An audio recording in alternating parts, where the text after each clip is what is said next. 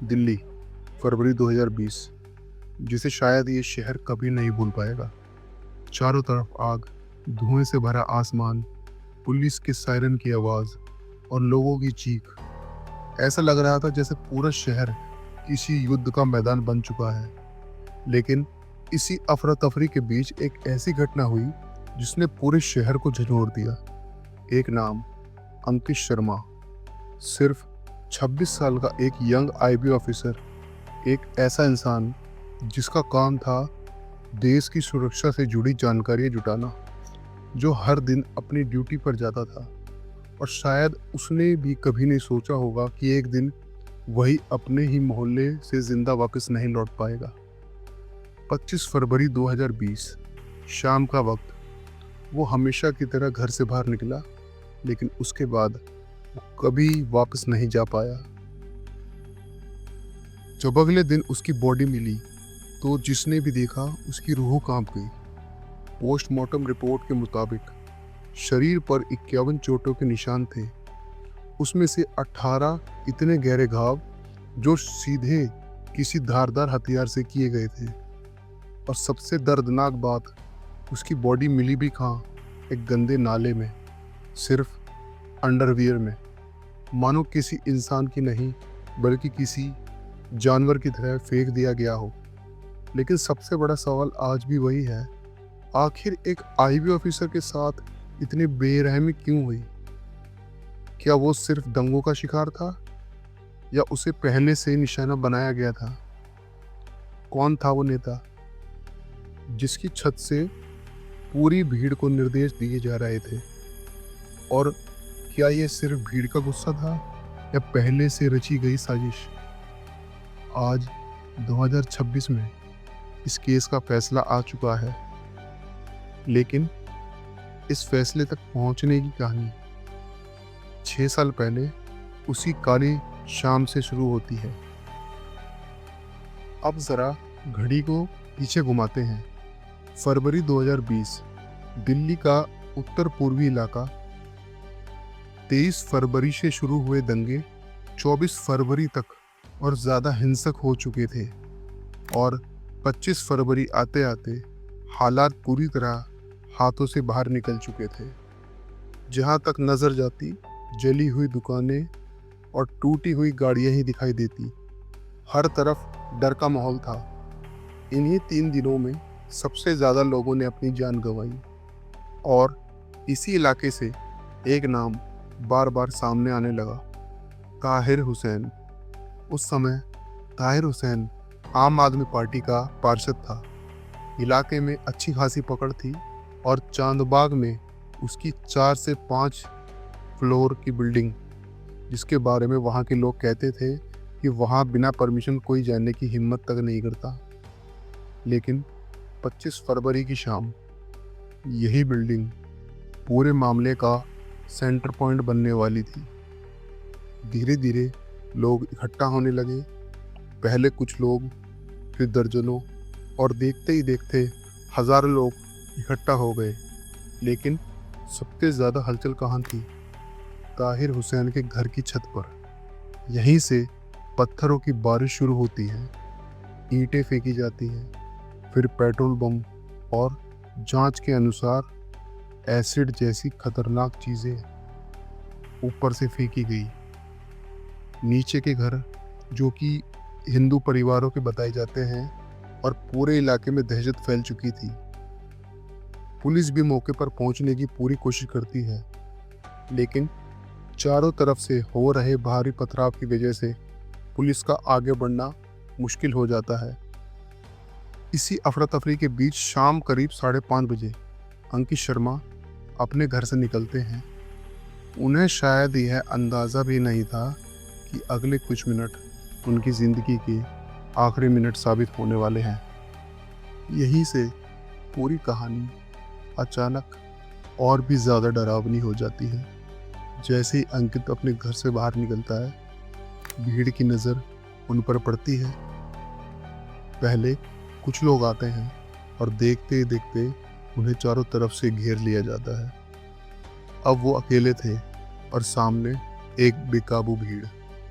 गवाहों के अनुसार वो भीड़ उन्हें खींचते हुए, घसीटते हुए ताहिर हुसैन के घर के ग्राउंड फ्लोर तक ले जाती है। इसके बाद जो हुआ वो बेहद डरावना था। पहले लात घूंसे, फिर डंडे, फिर जिसके हाथ में जो हथियार आया उसका इस्तेमाल किया गया। पोस्टमार्टम रिपोर्ट के अनुसार 51 चोटें दर्ज हुई हैं, 18 गहरे घाव, ऐसे घाव जो बताते हैं कि हमला सिर्फ मारने के लिए ही नहीं बल्कि बदला लेने के तरीके से किया गया था। और जब सब खत्म हो गया तो बॉडी को करीब 150 से 200 मीटर दूर एक गंदे नाले में फेंक दिया गया, मानो कुछ हुआ ही ना हो। लेकिन यही एक सवाल उठता है, इतनी बड़ी भीड़ में अंकित शर्मा ही क्यों? क्या वो सिर्फ गलत समय पर गलत जगह पर मौजूद थे या उन्हें पहले से पहचान कर निशाना बनाया गया था? जांच में एक एंगल और सामने आया।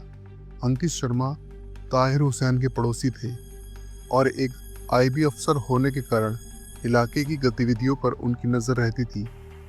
जांच में सामने आए आरोपों के मुताबिक दोनों के बीच पहले से कई बार कहासुनी हो चुकी थी। गवाहों का दावा था कि ताहिर को लगता था कि अंकित उसकी एक्टिविटीज़ पर नज़र रखता है और उनकी शिकायत ऊपर तक पहुंच सकती है। अगर ये बात सही थी तो दंगे की आड़ में किसी पुराने हिसाब को चुकाने का सबसे आसान मौका बन सकता था। भीड़ में किसी का चेहरा याद नहीं रहता और शायद यही सबसे बड़ा फायदा था।